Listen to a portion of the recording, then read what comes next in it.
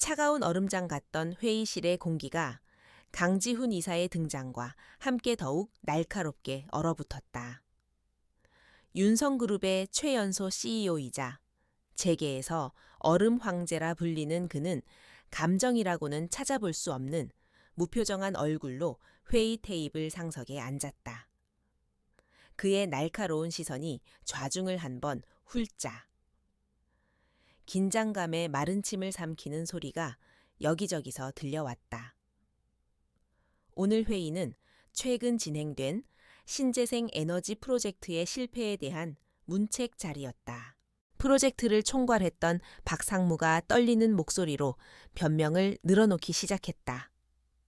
예상치 못한 시장의 변수와 기술적인 결함이 문제였다는 그의 설명은 지루하게 이어졌지만 강지훈의 표정에는 어떠한 미동도 없었다. 그는 박상무의 말이 끝나기를 기다렸다가 얼음처럼 차가운 목소리로 입을 열었다.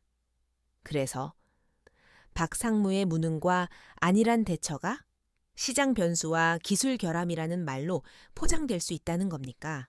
그의 목소리는 높지 않았지만 회의실 전체를 서늘하게 만들기에 충분했다.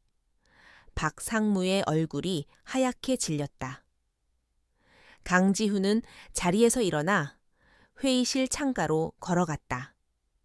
통유리 너머로 보이는 서울의 정영을 등진 채 그는 말을 이었다. 윤성그룹은 실패를 용납하지 않습니다. 특히 변명으로 가득 찬 실패는 더더욱 박상무. 오늘부로 모든 직위에서 해임입니다. 관련 책임자들 역시 인사위원회의 조치를 준비하십시오. 그의 선언은 사형 선고와도 같았다. 반박이나 애원의 여지조차 주지 않는 절대적인 권위가 그의 말 한마디 한마디에 실려 있었다. 회의실에 모인 임원들은 감히 그와 눈을 마주치지 못한 채 고개를 숙였다. 강지훈은 더 이상 그들에게 관심 없다는 듯 비서에게 짧게 지시를 내리고는 회의실을 빠져나왔다. 그의 뒤로 굳게 닫힌 문은 마치 다른 세계와의 단절을 의미하는 듯했다. 복도를 걷는 그의 구두 소리는 일정하고 냉정했다. 직원들은 그가 지나갈 때마다 숨을 죽이며 90도로 허리를 숙였다. 그는 그 누구에게도 눈길 한 번 주지 않았다. 그의 세계에서 타인은 오직 유능함과 무능함, 혹은 쓸모 있음과 쓸모 없음으로 구분될 뿐이었다. 감정적인 교류는 사치이자 약점이었다. 그것이 강지훈이 스스로를 단련시킨 방식이었고 윤성그룹을 정상에 올려놓은 원동력이었다. 전용 엘리베이터를 타고 지하 주차장으로 내려온 그는 최고급 세단의 운전석에 직접 올랐다. 차가 부드럽게 회사를 빠져나와 한강변의 도로를 달리기 시작했다. 차가운 도시의 불빛들이 빠르게 차창 밖으로 스쳐 지나갔다. 그러나 그의 마음속은 여전히 회의실의 냉기 그대로였다. 그는 또 하나의 부품을 제거했을 뿐. 그 이상도 그 이하도 아니었다. 감정의 소모 따위는 없었다. 차가 한적한 부촌에 위치한 최고급 펜트하우스 단지로 들어섰다. 삼엄한 보안을 통과한 차가 지하 주차장에 멈춰 섰다. 차에서 내린 그는 조금 전 회사에서의 모습과 조금도 다르지 않았다. 여전히 날카롭고 접근하기 어려운 아우라를 풍기고 있었다. 전용 엘리베이터가 펜트하우스 현관과 바로 연결되었다. 지문 인식을 통해 묵직한 문이 소리 없이 열렸다. 그리고 그 순간 기적 같은 변화가 일어났다. 다녀왔어요. 따뜻하고 부드러운 목소리가 그를 맞았다. 현관 안쪽에서 앞치마를 두른 채 환하게 웃고 있는 아내. 한서연이었다. 그녀의 미소를 보는 순간 강지훈의 얼굴을 뒤덮고 있던 얼음 가면이 순식간에 녹아내렸다. 그의 눈매가 부드럽게 휘어졌고 입게는 따스한 미소가 번졌다. 세상 그 누구도 본 적 없는 오직 한 사람에게만 허락된 표정이었다. 다녀왔어. 서연아. 그의 목소리 또한 믿을 수 없을 만큼 다정하게 변해 있었다. 그는 넥타이를 느슨하게 풀며 아내에게 다가가 그녀를 가볍게 품에 안았다. 그녀에게서 풍겨오는 은은한 흙 냄새와 음식 냄새가 그의 온몸을 감쌌다. 하루 종일 그를 짓누르던 긴장감과 냉기가 봄눈처럼 스르르 녹아내리는 순간이었다. 이것이 그의 유일한 안식처이자 진짜 강지훈이 존재하는 공간이었다. 한서연은 그의 품에 안겨 그의 뺨에 가볍게 입을 맞췄다. 오늘 많이 힘들었어요. 표정이 좀 굳어 보여서. 그녀는 언제나 그의 미세한 변화를 귀신같이 알아차렸다. 강지훈은 고개를 저으며 그녀의 머리카락을 부드럽게 쓸어 넘겼다. 아니, 당신 보니까 다 괜찮아졌어. 무슨 좋은 냄새가 나는데. 오늘 저녁은 뭐야? 그는 능숙하게 화제를 돌렸다. 그녀를 자신의 차가운 세계로부터 완벽하게 보호하는 것. 그것이 그의 첫 번째 원칙이었다. 서연은 그의 말에 금세 미소를 되찾고는 주방으로 이끌었다. 당신이 좋아하는 버섯 전골 만들었어요. 그리고 오늘은 특별히 도미구이도 했지요. 그녀는 제잘거리며 오늘 하루 있었던 일들을 이야기하기 시작했다. 새로 빚은 도자기가 마음에 들게 나왔다는 이야기. 단골 꽃집에서 예쁜 수국을 사온 이야기 등 그녀의 세계는 평화롭고 아름다웠다. 강지훈은 소파에 앉아 겉옷을 벗으며 그런 그녀의 모습을 사랑스럽게 바라보았다. 그에게 있어 한서연은 구원과도 같았다. 치열한 경쟁과 배신이 난무하는 비정한 세계에서 유일하게 때묻지 않은 순수함 그 자체였다. 그는 그녀를 지키기 위해서라면 무엇이든 할 수 있었다. 얼음 황제라는 칭호도 냉혹한 CEO의 역할도 모두 그녀라는 존재를 완벽하게 보호하기 위한 갑옷에 불과했다. 사람들은 그가 세상을 다 가졌다고 말했지만 사실 그가 가진 세상은 오직 한서연 하나뿐이었다. 식사가 준비되는 동안 그는 서연의 작업실로 향했다. 한쪽 벽면을 가득 채운 가마와 이제 막 형태를 갖추기 시작한 흙덩이들, 그리고 선반 위에 놓인 아름다운 도자기들이 그녀의 열정과 재능을 보여주고 있었다. 그는 그녀가 오늘 만들었다는 백자를 조심스럽게 들어 올렸다. 군더더기 없이 우아한 곡선과 맑은 색감이 꼭 그녀를 닮아 있었다. 그는 잠시 눈을 감고 작품에 담긴 그녀의 온기를 느꼈다. 여보, 식사 준비 다 됐어요. 주방에서 들려오는 서연의 목소리에 그는 도자기를 내려놓고 돌아섰다. 따뜻한 조명이 켜진 식탁에는 정갈하게 차려진 저녁 식사가 그를 기다리고 있었다. 그는 서연의 맞은편에 앉아 그녀가 떠주는 전골을 받았다. 뜨거운 김이 피어오르는 국물을 한 숟갈 뜨자 얼어붙었던 속이 따뜻하게 풀리는 것 같았다. 그는 세상에서 가장 행복한 남자였다. 두 사람은 소소한 대화를 나누며 식사를 했다. 강지훈은 회사 일에 대해서는 한마디도 꺼내지 않았다. 대신 서연의 이야기에 귀를 기울이고 그녀의 작은 농담에 크게 웃어주었다. 그는 완벽한 남편이었다. 다정하고 자상하며 오직 아내만을 바라보는 순한 양. 낮에 박상무를 단칼에 해고하던 냉혹한 지배자의 모습은 흔적조차 찾아볼 수 없었다. 식사를 마친 후 강지훈은 설거지를 하겠다며 팔을 걷어붙였다. 서연이 말렸지만 그는 괜찮다며 그녀를 소파에 앉혔다. 따뜻한 물에 손을 담그고 그릇을 닦는 그의 넓은 등은 한없이 듬직해 보였다. 서연은 그런 그의 뒷모습을 바라보며 미소 지었다. 사람들은 자기 남편을 차갑고 무서운 사람이라고 말하지만 자신만이 알고 있는 이 따뜻함을 떠올리면 괜스레 우월감마저 들었다. 그녀는 그가 세상과 자신 사이에 단단한 벽을 세워두었다는 것을 어렴풋이 짐작하고 있었다. 설거지를 마친 지훈이 서연의 옆에 앉아 그녀를 자신의 어깨에 기대게 했다. 그는 그녀가 좋아하는 클래식 음악을 틀었다. 감미로운 선율이 거실을 가득 채웠다.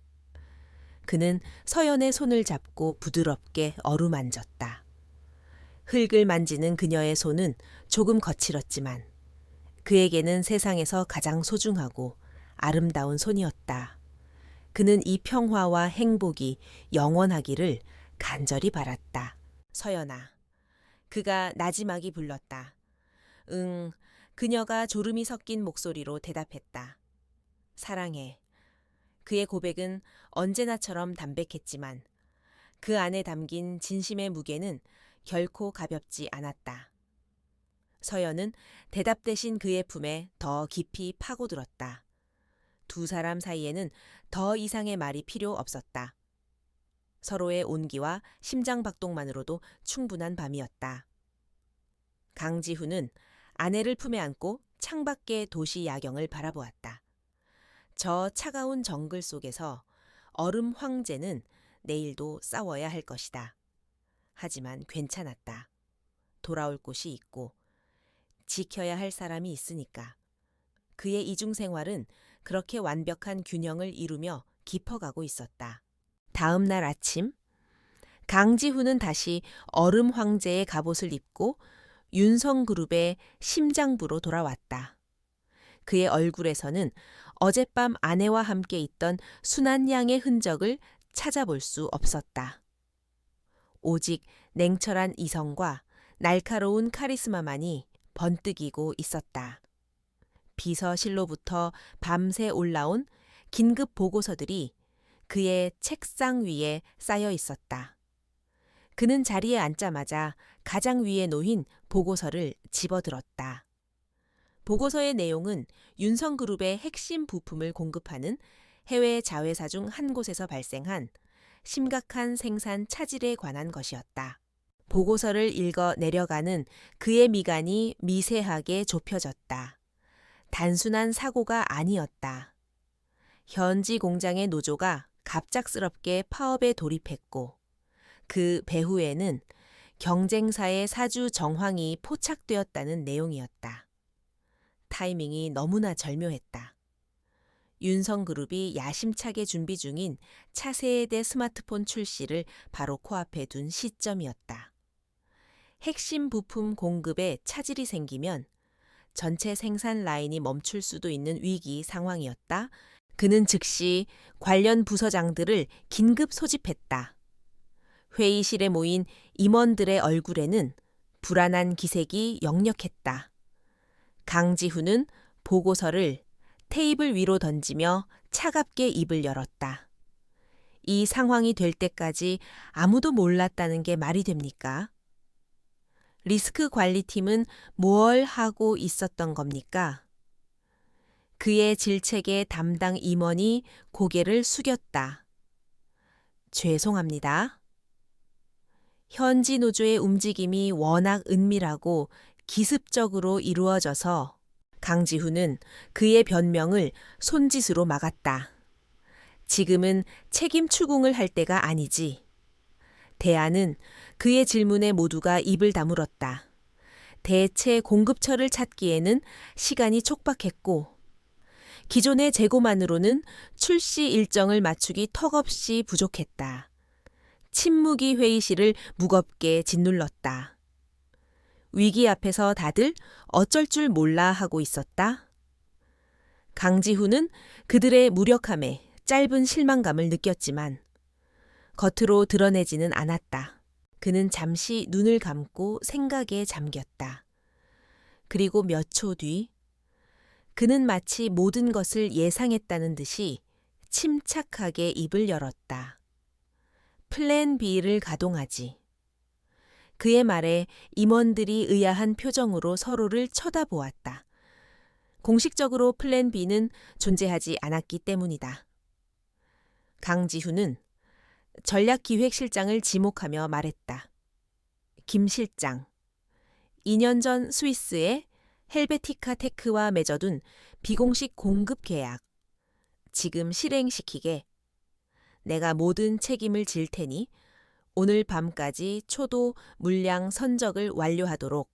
그것은 강지훈이 미래의 위기를 대비해 극비리에 준비해둔 비상 공급망이었다. 공식적인 계약이 아니었기에 아는 사람이 거의 없었다. 위기는 기회이기도 하다는 그의 지론이 빛을 발하는 순간이었다. 그는 이어서 다른 임원들에게도 일사불란하게 지시를 내렸다. 물류팀은 항공 운송을 준비하고, 법무팀은 계약 실행에 따른 법적 문제를 검토하며, 홍보팀은 만일의 사태에 대비한 언론 대응 시나리오를 준비하라는 것이었다. 그의 신속하고 결단력 있는 지휘 아래 혼란에 빠졌던 회의실은 다시 안정을 되찾았다. 임원들은 각자의 임무를 받고 바쁘게 움직이기 시작했다. 강지훈은 자신의 집무실로 돌아와 마지막으로 한 통의 전화를 걸었다. 그의 정보팀 직속 라인이었다. 이번 파업의 배후 자세하게 조사해서 보고해. 특히 미래테크의 최민준 상무, 그의 그림자가 어른거리는 것 같으니 먼지 하나까지 샅샅이 털어봐. 수화기 너머로 단호한 대답이 들려왔다. 전화를 끄는 강지훈의 눈빛이 차갑게 빛났다. 최민준. 업계에서 그와 유일하게 라이벌로 불리는 남자. 야심이 넘치고 수단과 방법을 가리지 않는 인물이었다. 이번 사태가 그의 작품이라는 심증은 거의 확신에 가까웠다. 보이지 않는 곳에서 전쟁의 서막이 오르고 있음을 직감했다. 그는 조용히 복수를 다짐했다. 그러나 지금은 회사를 안정시키는 것이 우선이었다. 그날 하루, 강지훈은 쉴 틈 없이 움직였다. 스위스와의 화상회의를 직접 주재하고 시시각각 변하는 물류 상황을 체크하며 모든 과정을 통제했다. 그의 냉철한 판단력과 위기관리 능력 덕분에 자칫 그룹 전체를 뒤흔들 뻔했던 위기는 수면 아래에서 조용히 해결되어 가고 있었다. 직원들은 그의 리더십에 다시 한번 감탄했지만 그가 감당하고 있는 압박의 무게를 아는 이는 아무도 없었다.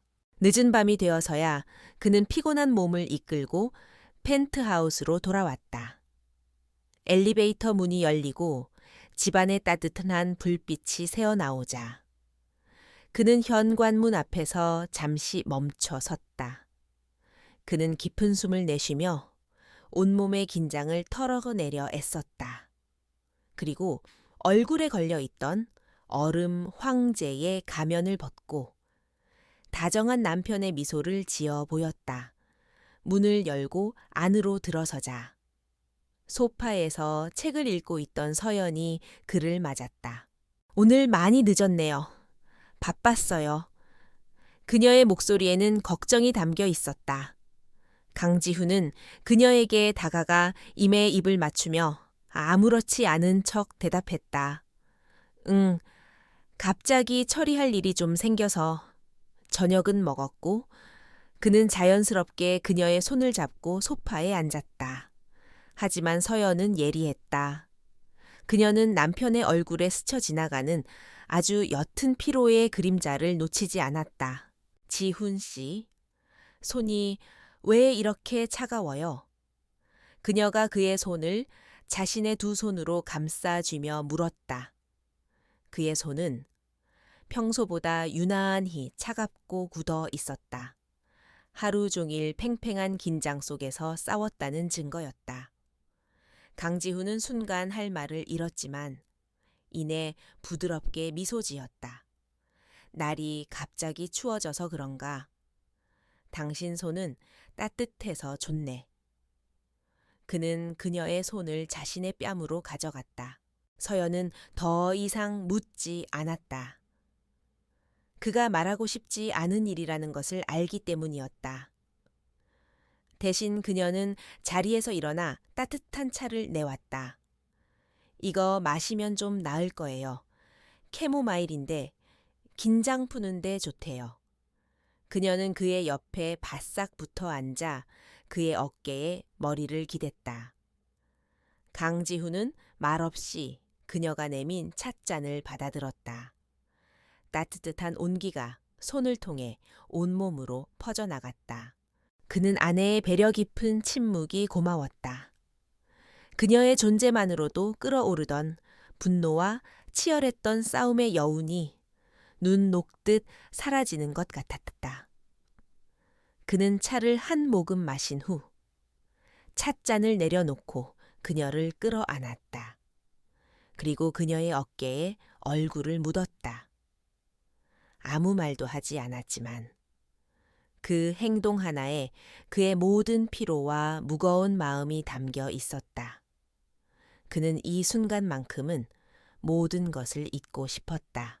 서연은 그런 그의 등을 가만히 토닥여 주었다. 그녀는 그가 짊어진 세상의 무게를 다 알 수는 없었지만 그가 자신에게 돌아와 쉴 수 있는 유일한 안식처가 되어주고 싶었다. 한참 동안 두 사람은 그렇게 서로의 온기에 의지한 채 앉아 있었다. 밖에서는 보이지 않는 위협이 그들의 평화를 노리고 있었지만 적어도 이 집 안에서만큼은 그들은 안전하고 평온했다. 밤이 깊어 서연이 먼저 잠자리에 든 후에도 강지훈은 한동안 잠을 이룰 수 없었다. 그는 서재로 들어가 컴퓨터를 켰다. 정보팀으로부터 최민준에 대한 1차 보고서가 도착해 있었다. 보고서에는 최민준이 최근 문제의 해외 자회사 노조 간부와 비밀리에 접촉한 정황 증거들이 담겨 있었다. 그의 예상이 정확히 들어맞은 것이다. 강지훈의 눈빛이 다시 얼음처럼 차가워졌다. 그는 최민준의 사진을 말없이 노려보았다. 단순한 비즈니스 경쟁을 넘어 자신의 영역을 침범하고 심지어 자신의 안정을 위협하려는 자를 그는 결코 용서할 수 없었다. 이번 일은 시작에 불과할 것이다. 최민주는 분명 더 교활하고 악랄한 방법으로 자신을 공격해 올 터였다. 강지훈은 결심했다. 아내를, 이 가정을 지키기 위해서라면 악마가 되는 것조차 마다하지 않겠다고 그는 조용히 반격을 준비하기 시작했다. 보이지 않는 전쟁은 이제 막 시작되었다. 미래테크의 최민준 상무는 자신의 집무실에서 분을 사귀지 못한 채 창밖을 노려보고 있었다. 야심차게 준비했던 윤성그룹의 공급망 교란 작전은 허무하게 실패로 돌아갔다. 강지훈이 마치 모든 것을 예상했다는 듯이 스위스의 비밀 공급처를 가동시켜 위기를 막아냈다는 보고를 받았을 때 그는 자신의 패배를 인정해야만 했다. 강지훈은 언제나 자신보다 몇 수 앞을 내다보는 괴물 같은 존재였다. 부하 직원이 조심스럽게 들어와 그의 눈치를 살폈다. 최민주는 돌아보지도 않은 채 으르렁거리듯 말했다. 나가봐. 그의 살기 어린 목소리에 부하 직원은 황급히 몸을 돌려 사라졌다. 최민주는 주먹으로 단단한 원목 책상을 내리쳤다. 강지훈. 그의 입에서 억눌린 분노가 터져나왔다. 사업적인 방법으로는 저 철옹성을 무너뜨릴 수 없다는 것을 다시 한번 통감했다. 정면 공격은 계란으로 바위 치기였다. 그는 잠시 생각에 잠겼다. 견고한 성일수록 내부에 약점이 있기 마련이다. 그는 수화기를 들어 자신의 정보원을 호출했다. 강지훈에 대해 다시 조사해. 이번엔 회사가 아니라 그의 사생활을 파. 아주 사소한 것이라도 좋으니 그 인간의 약점이 될 만한 모든 것을 샅샅이 뒤져서 보고하도록 업계의 불문율을 깨는 짓이었지만 그는 개의치 않았다. 승리를 위해서라면 악마와도 거래할 수 있는 남자였다. 며칠 후 정보원으로부터 한 장의 보고서와 사진 몇 장이 도착했다. 보고서의 내용은 대부분 최민준도 알고 있는 사실들이었다. 화려한 여성 편력이나 스캔들 하나 없이 오직 일에만 미쳐있는 남자. 그런데 보고서의 마지막 부분에 그의 시선이 멎었다. 아내, 한서연, 도예가 정략 결혼이 아닌 연애 결혼으로 강지훈이 유일하게 마음을 여는 상대. 최민주는 코웃음을 쳤다. 얼음 황제에게 사랑이라니. 하지만 함께 첨부된 사진들을 보는 순간 그의 표정이 굳어졌다. 파파라치가 멀리서 찍은 듯한 사진 속에는 강지훈과 한서연이 함께 있었다. 공원 벤치에 앉아 아내의 머리카락을 부드럽게 쓸어 넘기는 모습. 아내의 어깨에 기대어 잠시 눈을 감고 있는 모습. 사진 속 강지훈은 최민준이 아는 그 남자가 아니었다. 세상의 모든 경계를 허물고 한없이 부드럽고 평온한 미소를 짓고 있었다. 최민준은 등골이 서늘해지는 것을 느꼈다. 저것이 바로 강지훈의 유일한 균열이자 약점이었다. 그는 사진 속에서 환하게 웃고 있는 한서연의 얼굴을 손가락으로 툭툭 건드렸다. 찾았다. 아킬레스건. 그의 입가에 비릿한 미소가 번졌다. 그는 즉시 새로운 지시를 내렸다. 한서연을 해치지는 말도해 그녀의 일거수일투족을 감시하라는 것이었다. 그녀의 동선, 만나는 사람들, 심지어 그녀가 주로 가는 카페까지. 그날 이후 한서연의 평화롭던 일상에 보이지 않는 그림자가 드리워지기 시작했다. 그녀는 자신의 작업실 근처에서 낯선 차량이 며칠째 같은 자리에 주차되어 있는 것을 발견했다. 처음에는 대수롭지 않게 여겼지만 왠지 모를 찜찜함이 가시지 않았다. 단골 카페에 갔을 때는 구석 자리에 앉은 남자가 노골적으로 자신을 쳐다보는 듯한 느낌에 불편함을 느끼기도 했다. 그녀는 이런 이상한 느낌들을 남편에게 털어놓지 않았다. 괜한 걱정을 끼치고 싶지 않았고, 어쩌면 자신이 너무 예민하게 구는 것일 수도 있다고 생각했다. 하지만 그녀의 마음속에는 작은 불안의 씨앗이 심어졌다. 혼자 작업실에 있다가도 등 뒤에서 누군가 지켜보는 듯한 섬뜩한 기분에 작업을 멈추고 주위를 둘러보는 일이 잦아졌다. 그녀의 얼굴에서 조금씩 웃음이 사라지기 시작했다. 한편 강지훈은 아내의 이런 변화를 눈치채지 못할 리 없었다.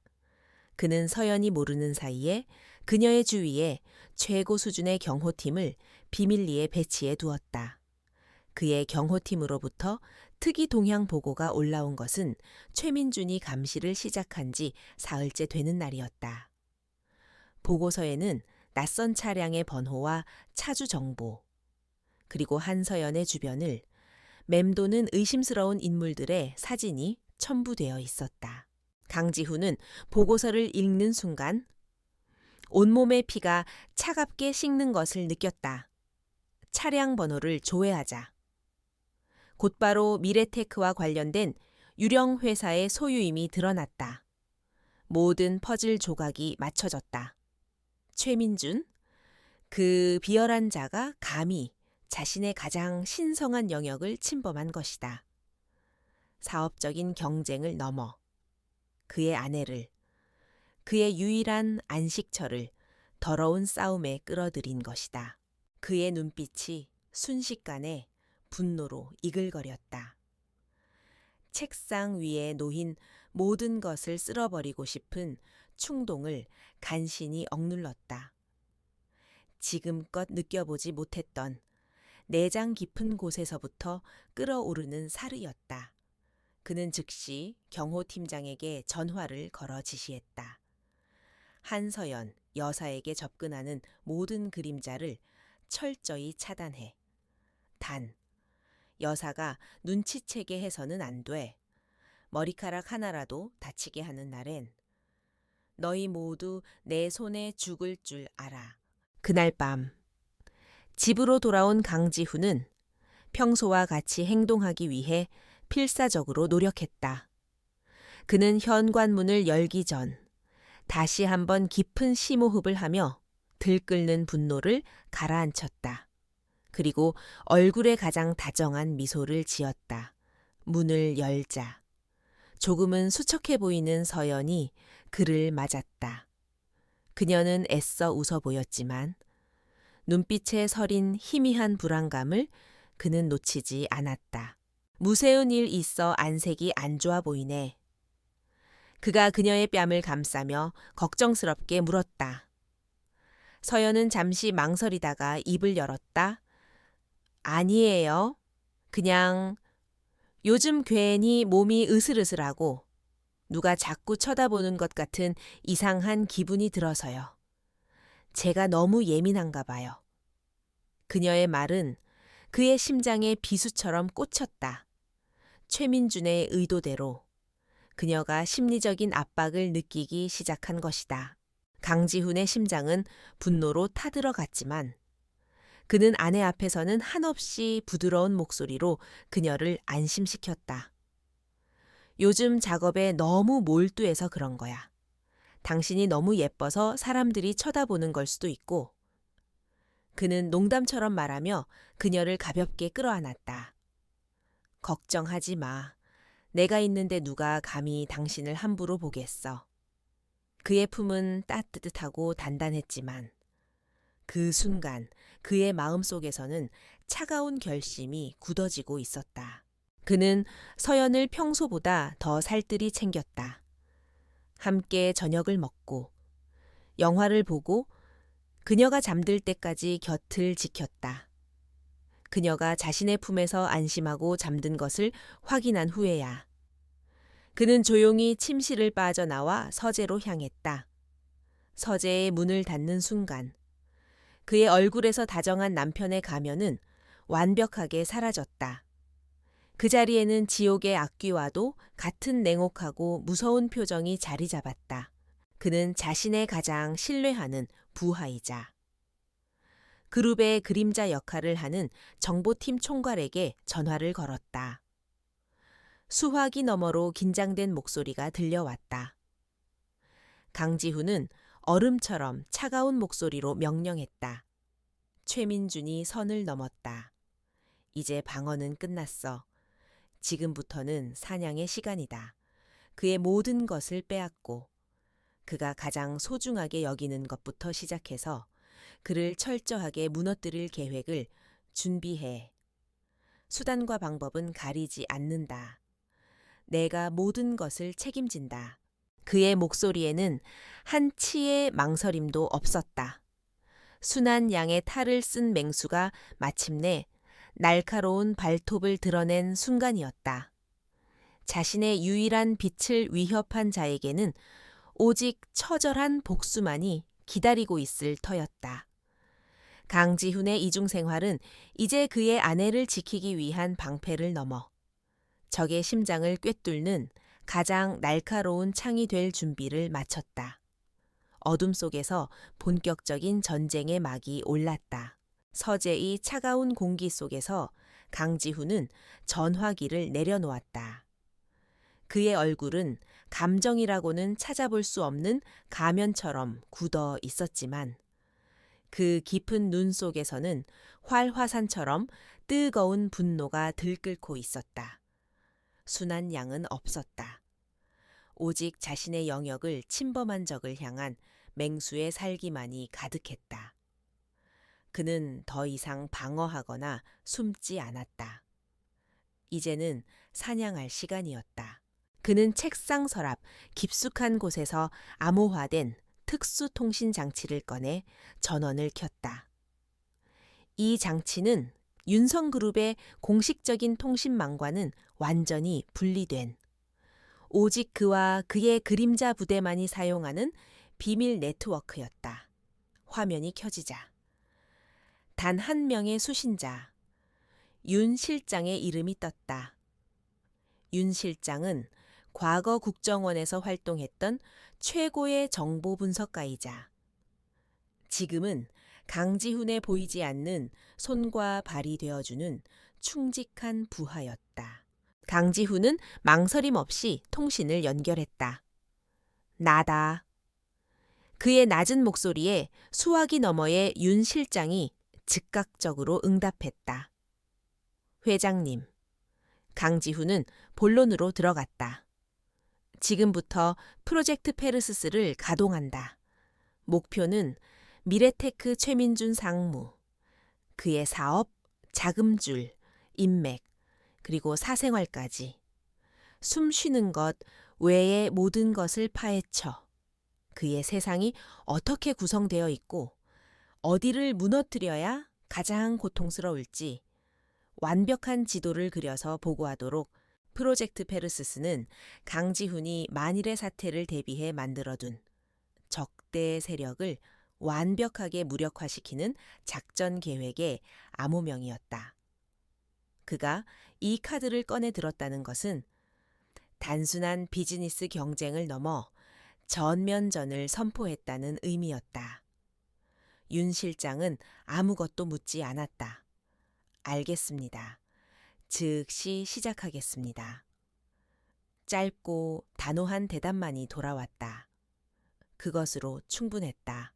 그날 이후 거대한 정보의 그물이 최민준을 향해 조용히 그리고 촘촘하게 펼쳐지기 시작했다. 윤 실장이 이끄는 그림자팀은 각 분야의 전문가들로 구성되어 있었다. 최고의 화이트 해커는 미래테크의 보안망을 유령처럼 넘나들며 최민준의 이메일과 자금 거래 내역을 빼냈고 미행 전문 요원들은 그의 비밀스러운 만남들을 사진과 영상으로 기록했다. 정보 분석가들은 수집된 파편들을 맞춰 나가며 최민준의 숨겨진 제국을 재구성했다. 이 모든 일이 벌어지는 동안 강지훈의 일상은 놀라울 정도로 평온했다. 그는 오히려 평소보다 더 가정적인 남편이 되었다.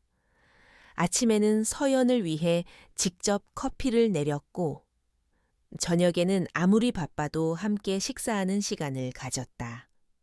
주말에는 그녀의 손을 잡고 미술관에 가거나 한적한 교회로 드라이브를 떠났다. 그는 서연의 얼굴에서 불안의 그림자를 완전히 지워내고 싶었다. 어느 날 오후 그는 예고 없이 서연의 도예의 작업실을 찾았다. 향긋한 흙 냄새가 가득한 작업실에서 그녀는 물레 앞에 앉아 작품에 몰두하고 있었다. 그는 조용히 다가가 그녀의 등 뒤에서 부드럽게 어깨를 감쌌다. 깜짝 놀란 서연이 돌아보자. 그는 미소 지으며 그녀가 가장 좋아하는 카페에 케이크 상자를 내밀었다. 당신이 집중하는 모습이 보고 싶어서 왔어. 잠시 쉬면서 먹을까? 서연의 얼굴에 환한 미소가 번졌다. 어떻게 알고 왔어요?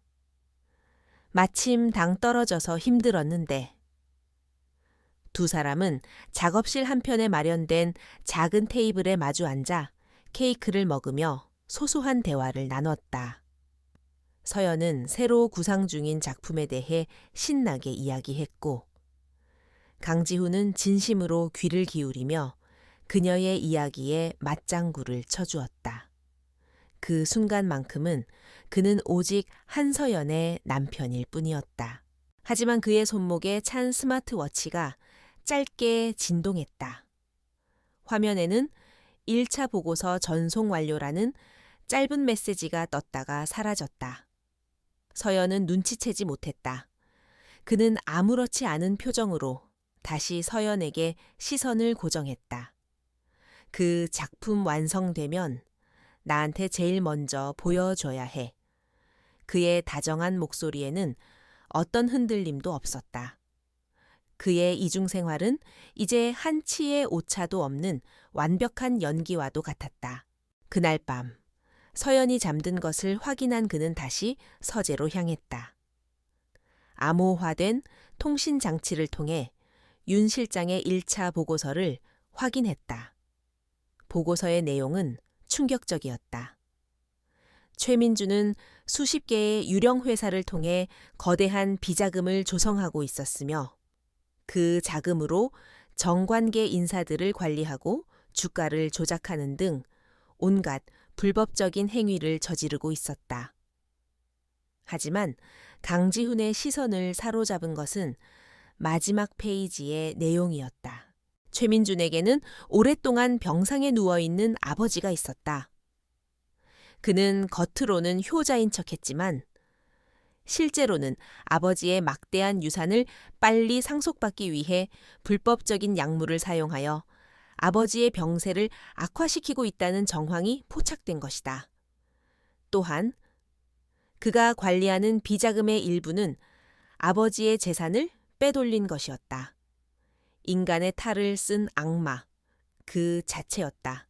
강지훈의 입가에 얼음처럼 차가운 미소가 걸렸다. 그는 최민준을 무너뜨릴 가장 확실한 무기를 찾아낸 것이다. 단순히 사업적으로 매장시키는 것은 너무 자비로운 처사였다. 그는 최민준이 가진 모든 것, 그가 쌓아 올린 명성과 부, 그리고 위선적인 효자의 가면까지 한꺼번에 벗겨내 산 채로 지옥에 떨어뜨리기로 결심했다. 그는 즉시 윤 실장에게 2단계 지시를 내렸다.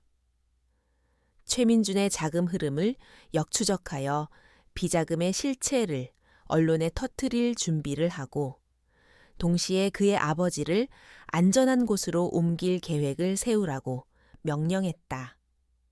그리고 가장 결정적인 증거, 즉 그가 아버지를 해치려 한 증거를 확보하라고 지시했다. 이것은 법의 심판을 받게 할 마지막 한 수였다.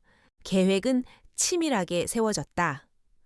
마치 잘 짜인 교향곡처럼 각 파트가 자신의 역할을 정확히 인지하고 움직이기 시작했다. 강지훈은 이 모든 것을 지휘하는 냉혹한 메스트로였다. 그는 창밖의 어두운 도시를 내려다보았다. 저 어딘가에서 자신의 승리를 확신하며 잠들어 있을 최민준을 떠올렸다. 곧 닥쳐올 파멸을 전혀 알지 못한 채 그는 책상 위에 놓인 서연과의 사진을 집어들었다. 사진 속에서 그녀는 세상 가장 행복한 미소를 짓고 있었다. 그는 사진을 가만히 쓸어 보았다. 내가 당신을 지키기 위해 무슨 짓을 하고 있는지. 당신은 평생 몰라야 해. 이 더러운 일은 모두 내가 할 테니. 당신은 그저 지금처럼 아름답게 웃고만 있어주오. 순한 양의 얼굴 뒤에 숨겨진 맹수의 날카로운 이빨은 이제 적의 목덜미를 물어뜯을 모든 준비를 마쳤다. 복수의 서곡이 조용히 연주되기 시작했다. 최민주는 날이 갈수록 목이 조여 오는 듯한 압박감에 시달리고 있었다. 강지훈의 방역은 예상했던 것처럼 거칠고 요란하지 않았다. 오히려 소름 끼칠 정도로 조용하고 은밀하게 진행되었다. 갑작스러운 세무조사가 들어와 회사의 자금 흐름을 샅샅이 훑었고, 오랫동안 공들여왔던 해외 파트너사들이 이해할 수 없는 이유를 대며 계약을 파기했다. 그의 비자금 계좌 몇 개가 정체불명의 해커에게 공격당해 동결되기도 했다. 이 모든 일들이 마치 우연처럼 일어났지만 최민주는 그 배후에 강지훈의 서늘한 그림자가 어른거리고 있음을 본능적으로 알 수 있었다. 강지훈은 그를 직접 공격하는 대신 그가 서 있는 기반 자체를 서서히 무너뜨리고 있었다. 마치 거대한 뱀이 먹잇감을 질식시키듯 그의 숨통을 천천히 그리고 확실하게 조여오고 있었다. 이대로 가다가는 모든 것을 잃는 것은 시간 문제였다. 극도의 불안과 절망에 휩싸인 최민주는 이성을 잃기 시작했다. 그는 이 판을 뒤집을 단 한 번에 결정적인 한 방이 필요했다. 그리고 그가 선택할 수 있는 가장 비열하고 위험한 카드는 역시 단 하나뿐이었다. 강지훈의 유일한 약점, 한서연. 그는 그녀에게 심리적인 압박을 가하는 것만으로는 부족하다고 판단했다. 강지훈의 이성을 완전히 마비시키고 그를 무너뜨리기 위해서는 더 직접적이고 물리적인 충격이 필요했다. 그는 마지막 남은 비자금을 털어 해결사를 고용했다. 그의 지시는 간단했다. 죽이지는 마. 하지만 평생 잊지 못할 공포를 심어줘. 단순 사고처럼 보여야 해. 그는 이것이 얼마나 위험한 도박인지 알고 있었다. 하지만 벼랑 끝에 몰린 주인은 고양이를 물기 마련이었다. 그는 강지훈이 아내의 비명 앞에서 무너져 내리는 모습을 상상하며 비틀린 미소를 지었다. 며칠 뒤 한서연은 자신의 작업실에서 나와 단골 갤러리로 향하기 위해 채에 올랐다. 최근 남편의 지극한 보살핌 덕분에 마음의 안정을 되찾은 그녀는 콧노래를 흥얼거리며 운전대를 잡았다. 작업실을 나와 한적한 교차로에 진입하는 순간이었다. 갑자기 오른쪽 골목에서 굉금을 울리며 덤프트럭 한 대가 미친 듯이 뛰쳐나왔다. 신호를 완전히 무시한 속도였다. 서연의 눈이 커졌다. 피할 시간도 소리를 지를 틈도 없었다. 거대한 트럭이 자신의 차를 향해 돌진해 오는 장면이 슬로우 모션처럼 눈에 들어왔다. 모든 것이 끝났다고 생각한 순간 어디선가 나타난 검은색 세단 한 대가 그녀의 차와 트럭 사이를 가로막듯 끼어들었다. 끼익 타이어가 찢어지는 듯한 굉음과 함께 검은 세단이 덤프트럭의 측면을 강하게 들이받았다. 그 충격으로 덤프트럭의 방향이 살짝 틀어지면서 서연의 차는 운전석 쪽이 살짝 긁히며 가드레일에 부딪히는 데 그쳤다. 쾅 하는 충격과 함께 에어백이 터졌다. 서연은 잠시 정신을 잃었다.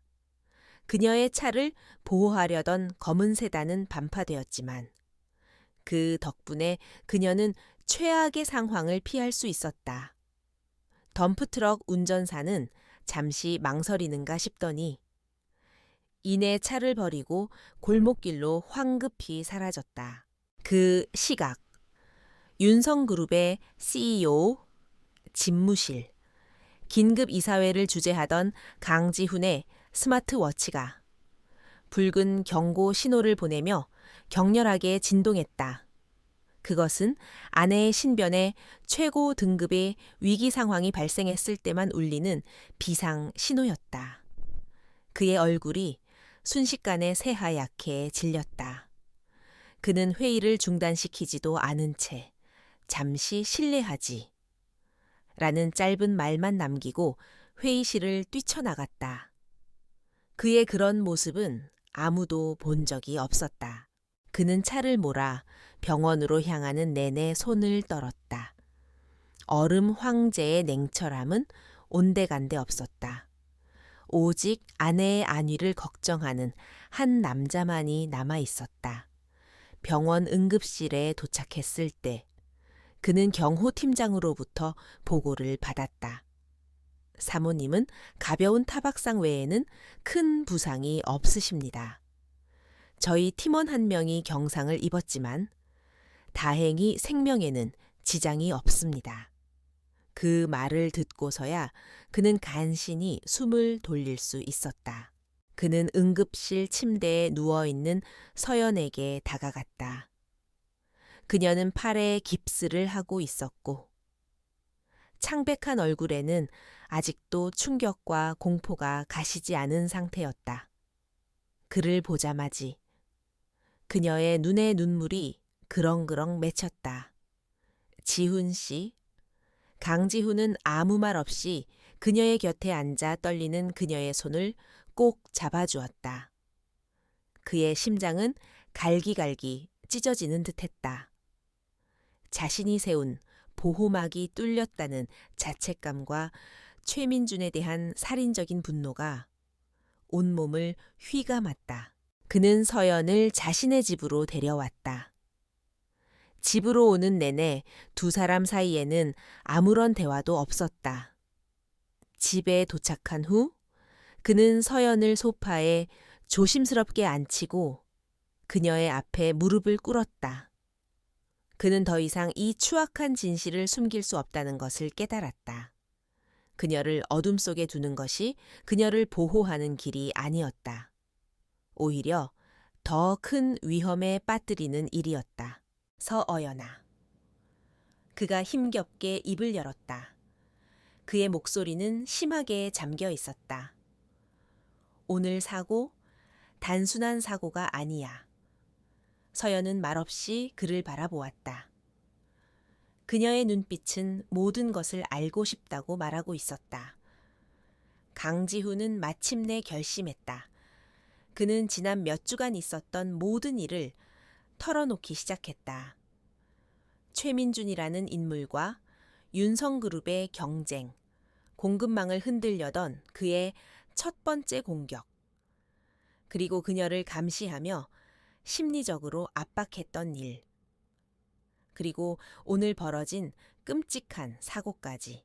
그는 자신이 그녀를 지키기 위해 뒤에서 어떤 싸움을 하고 있었는지, 왜 그녀에게 아무 말도 할 수 없었는지 담담하게, 하지만 고통스럽게 고백했다. 그의 이야기가 계속될수록 서연의 얼굴은 점점 더 하얗게 질려갔다. 그녀가 살아온 평화로운 세상과는 너무나 다른 차갑고 잔인한 현실이었다. 그녀는 두려움에 몸을 떨었다. 모든 고백을 마친 강지훈은 고개를 숙였다. 미안해. 당신을 이런 위험에 빠뜨려서 나를 지키려고만 했던 내 방식이 틀렸어. 그는 차마 그녀의 얼굴을 볼 수 없었다. 그녀가 자신을 원망하고 두려워할 것이라고 생각했다. 하지만 그의 예상과는 달리 서연은 떨리는 손을 뻗어 그의 뺨을 감쌌다. 아니에요. 그녀의 목소리는 떨리고 있었지만 그 안에는 놀랍도록 단단한 힘이 담겨 있었다. 당신이 혼자서 얼마나 힘들었을지 나는 그것도 모르고. 그녀의 눈에서 눈물이 흘러내렸다. 그것은 공포의 눈물이 아니라 혼자서 모든 짐을 짊어져야 했던 남편에 대한 안쓰러움과 사랑의 눈물이었다. 그녀는 두렵지 않았다. 오히려 이 모든 것을 혼자 감당해온 그가 걱정되었다. 그녀는 몸을 일으켜 그의 앞에 선 남편을 끌어안았다. 이제 혼자 싸우지 마요. 내가 있잖아요. 난 당신 아내예요. 약하지 않아요. 그녀의 말은 강지훈의 심장을 관통했다. 최민준이 의도했던 것과는 정반대의 결과였다. 아내의 공포와 절망 대신 그는 가장 강력한 지지와 위로를 얻었다. 그녀는 그의 짐이 아니라 그의 힘이었다. 강지훈은 아내를 마주 안았다. 그의 마음속에서 들끓던 분노와 자책감이 그녀의 온기 속에서 강철 같은 결의로 변모하고 있었다. 그는 더 이상 망설이지 않을 것이다. 더 이상 자비도 유예도 없었다. 그는 아내의 귓가에 나지막이. 하지만 세상 그 어떤 맹세보다 단단한 목소리로 속삭였다. 고마워. 서연아, 이제 모든 것을 끝내겠어. 최민준의 가장 큰 실수는 강지훈이라는 CEO를 얕본 것이 아니었다. 한 남자의 아내를 건드린 것이었고 그들의 사랑을 얕본 것이었다. 이제 곧 지옥의 문이 그를 위해 열릴 터였다. 윤성그룹의 연례주주총회 날이 밝았다. 재계의 모든 이목이 집중된 이날. 총회장은 이른 아침부터 수많은 기자들과 주주들로 북적였다. 공기 중에는 미묘한 긴장감이 감돌았다. 최근 윤성그룹을 둘러싸고 벌어진 일련의 사건들과 이에 맞서는 강지훈 회장의 행보가 초미의 관심사였기 때문이다. 최민준은 미래테크의 주요 주주 자격으로 당당하게 총회장의 모습을 드러냈다. 그는 자신의 승리를 예감하고 있었다. 한서연에게 가해진 충격이 강지훈을 무너뜨렸을 것이라 확신했다. 그는 일부러 강지훈의 눈에 잘 띄는 앞자리에 앉아 여유로운 미소를 지어 보였다. 그러나 단상 위로 올라선 강지훈의 모습은 그의 예상과 완전히 달랐다. 그의 얼굴에는 어떤 슬픔이나 혼란의 기색도 찾아볼 수 없었다. 오히려 평소보다 더 차갑고 더 날카로운 칼날 같은 기세가 뿜어져 나오고 있었다. 그의 깊이를 알 수 없는 눈빛이 최민준을 향하는 순간 최민준은 자신도 모르게 등골이 서늘해지는 것을 느꼈다.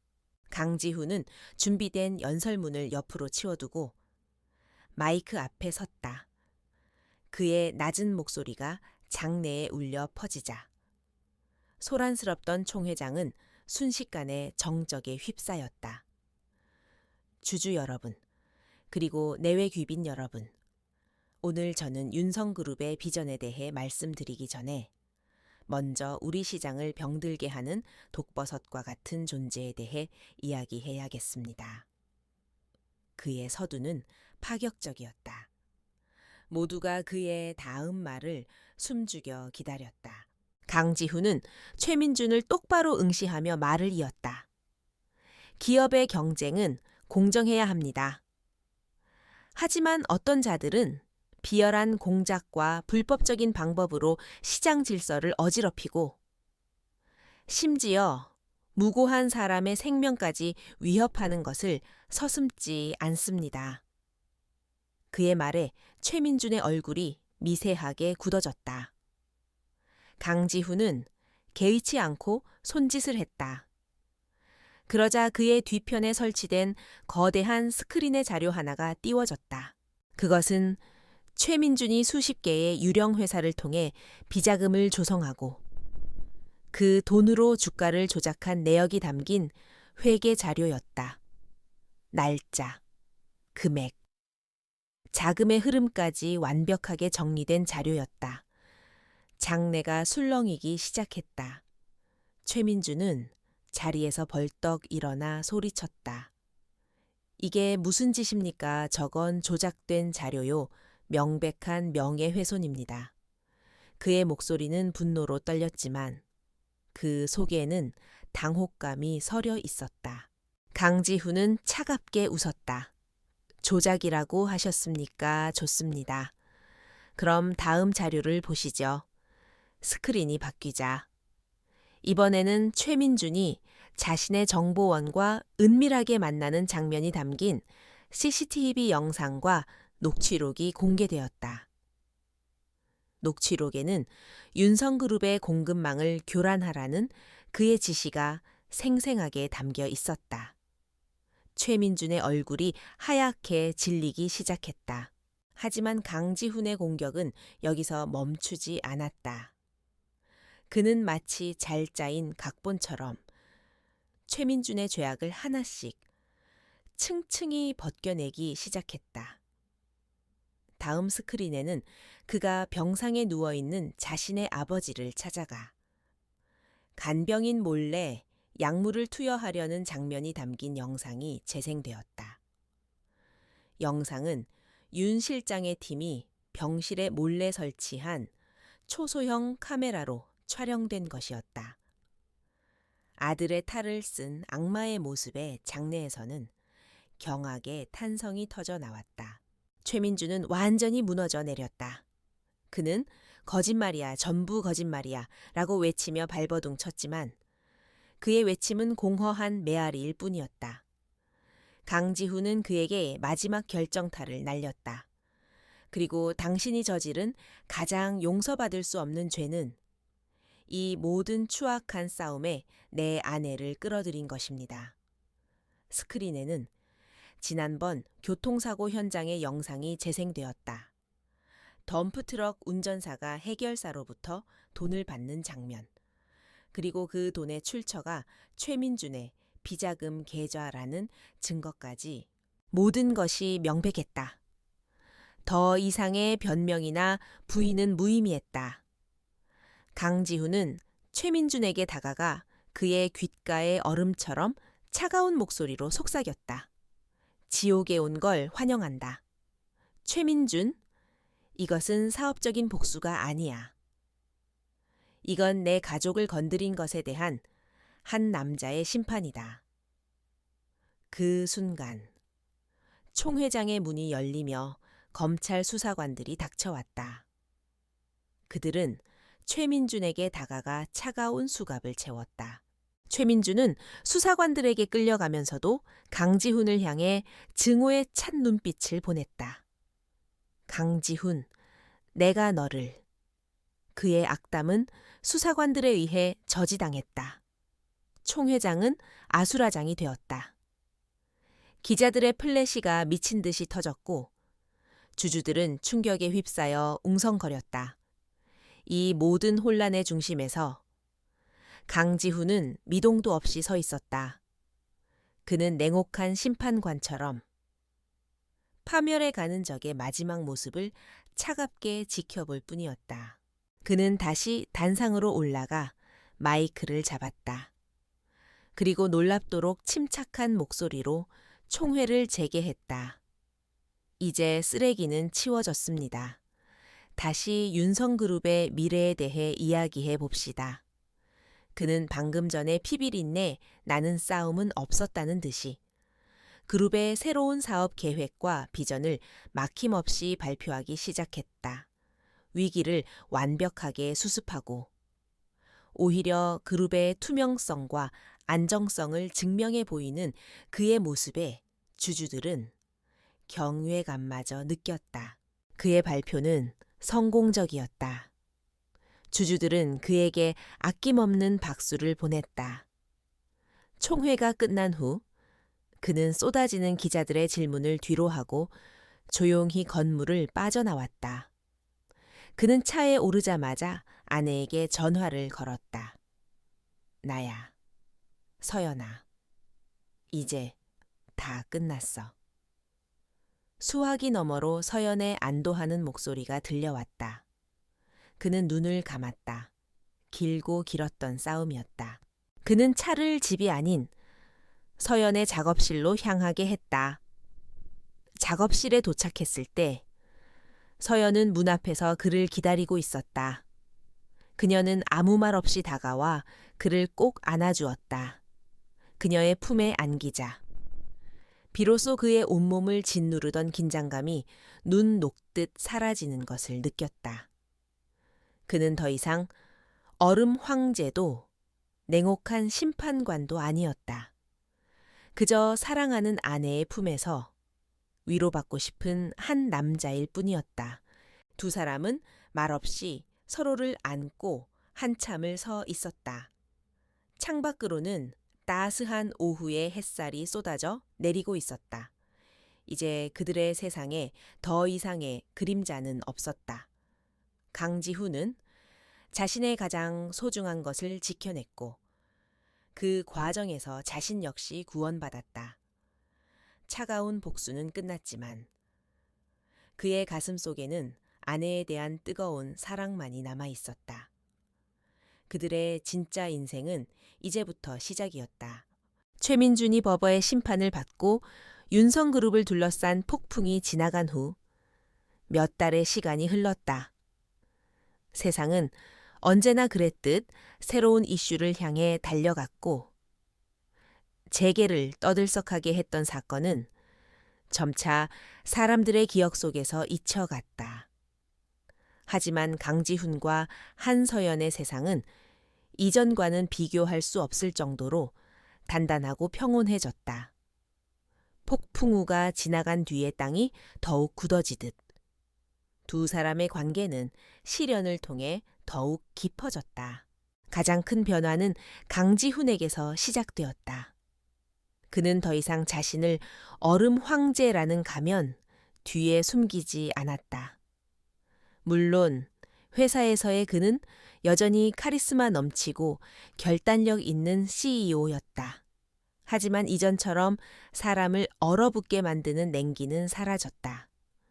그의 눈빛에는 인간적인 온기가 서리기 시작했고 그의 결정에는 냉철한 이성뿐만 아니라 아랫사람을 향한 이해와 배려가 더해졌다. 어느 날 오후 신제품 개발팀과의 회의에서였다. 한 젊은 대리가 긴장한 얼굴로 모두가 반대하는 파격적인 아이디어를 제안했다. 예전의 강지훈이었다면 현실성 없는 제안이라며 단칼에 잘랐을 것이다. 하지만 그는 끝까지 젊은 직원의 발표를 경청했다. 그리고는 뜻밖의 말을 건넸다. 실패할 확률이 높아 보이는군. 하지만 그 안에 우리가 놓치고 있던 핵심이 있을지도 모르지. 한번 해보게. 자네의 그 열정을 믿어보지. 회의실에 있던 모든 임원과 직원들이 놀라움을 금치 못했다. 강지훈이 실패의 가능성을 열어두고 누군가의 열정을 믿어보겠다고 말한 것은 전례 없는 일이었다. 회의가 끝난 후 그의 비서는 조심스럽게 물었다. 회장님, 조금 의외의 결정이십니다. 강지훈은 창밖을 바라보며 희미하게 미소 지었다. 사람의 진심이 가진 힘이 얼마나 대단한지 나는 이제 믿으니까. 그의 변화는 회사 전체에 긍정적인 바람을 불어넣기 시작했다. 그의 변화는 집에서 더욱 뚜렷하게 나타났다. 그는 더 이상 자신의 힘든 일을 숨기지 않았다. 물론 서연을 걱정시킬 만한 위험한 일은 없었지만 그는 회사에서 있었던 소소한 일들, 새로 만난 사람에 대한 인상, 그리고 자신이 느끼는 감정들을 솔직하게 이야기하기 시작했다. 그는 더 이상 완벽한 보호자가 되려 하지 않았다. 대신 삶의 모든 희로애락을 함께 나누는 진정한 동반자가 되어가고 있었다. 퇴근 후 집에 돌아온 그는 넥타이를 풀며 서연의 작업실로 향하는 것이 새로운 습관이 되었다. 그는 그녀가 흙을 만지는 모습을 가만히 지켜보기도 하고 때로는 서툰 솜씨로나마 그녀를 도와 흙을 반죽하기도 했다. 차갑고 깨끗한 것만을 추구하던 그의 손이 기꺼이 흙으로 더럽혀지는 것을 서연은 사랑스럽게 바라보았다. 그는 그녀의 세계에 완벽하게 녹아들고 있었다. 어느 주말 두 사람은 손을 잡고 한 갤러리를 찾았다. 그곳에서는 한서연의 첫 개인전이 열리고 있었다. 전시회의 중앙에는 유난히 사람들의 시선을 끄는 작품 하나가 놓여 있었다. 차가운 빙하를 연상시키는 푸른빛 유약 속에 마치 뜨거운 불꽃이 타오르는 듯한 붉은색 결정이 피어난 신비로운 백자였다. 작품의 제목은 얼음 속의 불꽃이었다. 한 관람객이 서연에게 작품의 의미를 물었다. 서연은 옆에 서 있는 강지훈의 손을 꼭 잡으며 미소 지었다. 세상에서 가장 차가운 얼음 속에서도 그 본질을 녹일 만큼 뜨거운 불꽃이 숨겨져 있을 수 있다는 걸 표현하고 싶었어요. 진정한 따뜻함은 겉모습이 아니라 그 깊은 곳에 있으니까요. 그녀의 설명은 작품에 대한 것이었지만 동시에 강지훈을 향한 사랑의 고백이기도 했다.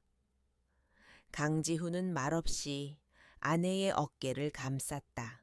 전시회가 성공적으로 끝나고 집으로 돌아온 밤, 두 사람은 거실 소파에 앉아 와인을 마셨다. 강지훈은 서연의 손을 잡고 진심 어린 목소리로 말했다. 고마워, 서연아. 당신이 아니었다면 난 아직도 차가운 얼음 속에 갇혀 살았을 거야. 나에게 진짜 세상을 보여준 건 당신이야. 그는 더 이상 감정을 표현하는 데 서툴지 않았다. 서연은 그의 품에 기대며 속삭였다. 이제 얼음 황제는 은퇴하셨네요. 그녀의 장난스러운 말에 강지훈은 웃음을 터뜨렸다. 글쎄, 가끔은 필요할지도 모르지. 당신을 귀찮게 하는 파리가 꼬이면 잡아야 하니까. 그는 더 이상 두 개의 얼굴을 가진 남자가 아니었다. 그는 강인함과 부드러움을 모두 갖춘 온전한 한 사람이 되어 있었다. 다음 날 아침. 따스한 햇살이 통유리창을 통해 쏟아져 들어왔다. 강지훈은 잠든 서연의 얼굴을 가만히 내려다보았다. 평화로운 그녀의 얼굴을 보는 것만으로도 그의 마음은 충만해졌다. 그는 조용히 침대에서 일어나 주방으로 향했다. 그리고 직접 원두를 갈아 커피를 내리기 시작했다. 향긋한 커피 향이 집안 가득 퍼져나갔다. 잠시 후 잠에서 깬 서연이 부스스한 모습으로 주방으로 걸어 나왔다. 그녀는 앞치마를 두르고 커피를 내리는 남편의 넓은 등을 보며 미소 지었다. 좋은 아침이에요. 여보. 강지훈이 돌아보며 그녀의 이마에 입을 맞췄다. 좋은 아침. 세상에서 가장 아름다운 도예가님을 위한 커피가 거의 다 됐어. 그의 아침 인사는 이제 일상이 되었다. 두 사람은 발코니에 나가 나란히 앉아 커피를 마셨다. 눈앞에는 그들이 살아가는 도시의 풍경이 펼쳐져 있었다. 예전에 강지훈에게 저곳은 싸워서 이겨야 할 정글이었지만 이제는 아내와 함께 행복을 만들어갈 삶의 터전으로 보였다. 그는 더 이상 외롭지 않았다. 차가운 CEO 남편의 이중 생활은 끝났다. 이제는 가면을 벗고 사랑하는 아내의 곁에서 진정한 자신으로 살아가는 강지훈의 새로운 인생이 시작될 뿐이었다. 그는 서연을 자신의 품으로 끌어당겼고 두 사람은 떠오르는 아침 해를 함께 바라보았다. 그들의 미래처럼 찬란한 빛이었다.